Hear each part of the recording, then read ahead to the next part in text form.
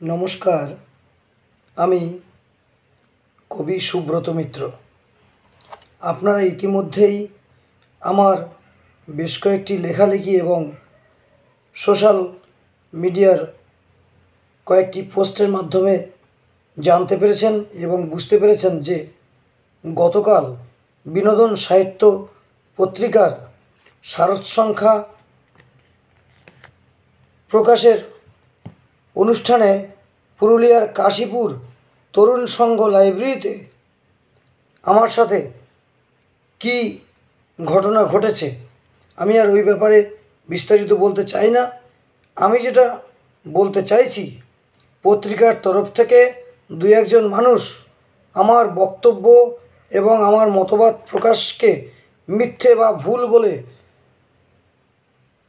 বলার চেষ্টা করছেন এবং তারা জানাচ্ছেন যে উই ওয়ান্ট জাস্টিস এই স্লোগান বা এই ধরনের অভয়ার মৃত্যুর প্রতিবাদকে কেন্দ্র করে যে বার্তা লেখা, সাথে জাতীয় পতাকা, এগুলো সাহিত্যের অনুষ্ঠানে করাটা নাকি আইনের বাইরে বা অনুমতি ছাড়া করা যাবে না। তাই আমি এবং ওই পত্রিকার সম্পাদক গতকাল একটি তার ফেসবুক পোস্টে সরাসরি এই বক্তব্যই বার্তা দিচ্ছে যে আমার সেই প্রতিবাদ, আমার সেই বার্তা উই ওয়ান্ট জাস্টিস প্ল্যাকার্ড এবং পেছনে জাস্টিস ফর আরজি কর, হাতে ন্যাশনাল ফ্ল্যাগ, সেটা আইনবিরোধী ছিল এমনটাই ইঙ্গিত করা হচ্ছে। কিন্তু আমি সেই কারণে আমার ফেসবুক পোস্টের মাধ্যমে রাজ্যের বিভিন্ন প্রান্তের মানুষেরা এই বিষয়টি নিয়ে ভেবেছেন এবং তাদের তত্ত্বাবধানে এবং সহযোগিতায় পুরুলিয়ার বড় বড় বেশ কয়েকজন পুলিশ অফিসার, কর্তব্যরত পুলিশ অফিসারের কাছে ফোন করি, নম্বর আমার কাছে এসে যায়, আমি ফোন করি, তাদেরকে জিজ্ঞেস করি, তারা সরাসরি স্পর্শভাবে আমার কাছে, আমি রেকর্ড করে নিই, কল রেকর্ড করে নিই, আমার এই ফোনে রয়েছে, কল রেকর্ড করে নিই, কিন্তু কথাগুলি আমি যে কথা বলেছি তার সাথে সেই প্রমাণ আমার ফোনে আছে। এ থেকে প্রমাণিত যে পুলিশের তরফ থেকে কোনো রকম কোনো নিষেধাজ্ঞা বা এমন কিছু নেই। পুলিশ আমাকে সরাসরি বলেছেন যে স্যার, এ বিষয়ে আমাদের আপত্তি বা বাধা তো দূরের কথা, আমরা বরং খবর পেলেই যেখানে বিক্ষোভ, প্রতিবাদ, মোমবাতি মিছিল হচ্ছে, আমরা তাদের নির্বিঘ্নে এবং তাদের যাতে সুরক্ষা এবং খুব শান্তিপূর্ণভাবে তারা প্রতিবাদ জানাতে পারে সেই ব্যবস্থাই আমরা করি। আমরা কখনো আমাদের তরফ থেকে কোনো নিষেধাজ্ঞা বা এরকম কোনো ইনফরমেশন নেই। আজকের আমি এক্ষুনি দেখাচ্ছি ছোটো করে,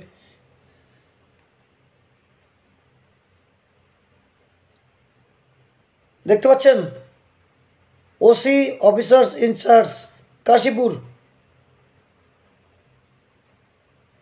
আরেকজন ইনিও বড় পোস্টে এখানে দেখালেন, নামটা দেখাবেন, নামটা আমি দেখাতে চাইছি না।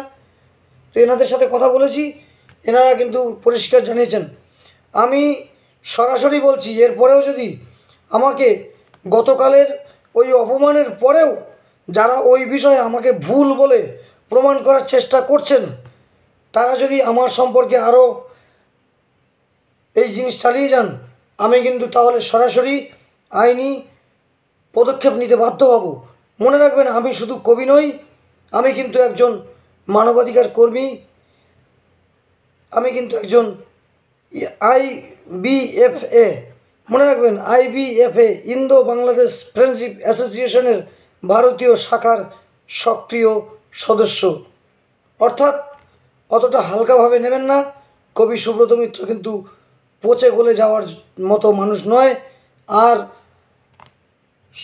এই বিনোদন সাহিত্য পত্রিকার বিশেষ করে সম্পাদক এবং যারা শুধু বিনোদনের জন্য ছোটাছুটি করছেন, তাদের উদ্দেশ্যে একটা কথা বলতে চাই, শাক দিয়ে মাছ ঢাকা যায়, ওই চুনো মাছ, পুঁটি মাছ আর ছোটো ছোটো ছোটো ছোটো মাছ, কিন্তু বড় মাছ কিন্তু শাক দিয়ে ঢাকা যায় না। বুঝতে পারছেন? এটা মাথায় রাখবেন, সবসময় শাক দিয়ে মাছ ঢাকা যায় না। ভালো থাকবেন, খুব খুব ভালো থাকবেন।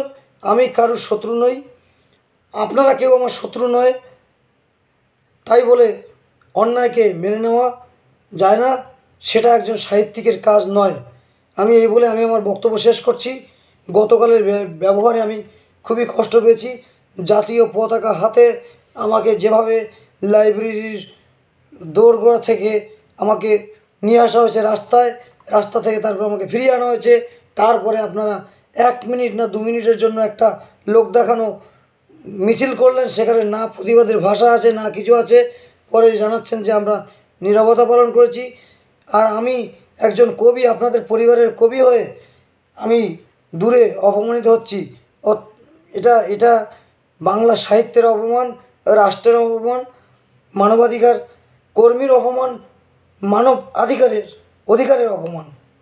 ধন্যবাদ, খুব ভালো থাকবেন। আমি কিন্তু আপনাদের স্নেহের ভালোবাসার কবি সুব্রত মিত্রই আছি এখনও। ধন্যবাদ, নমস্কার।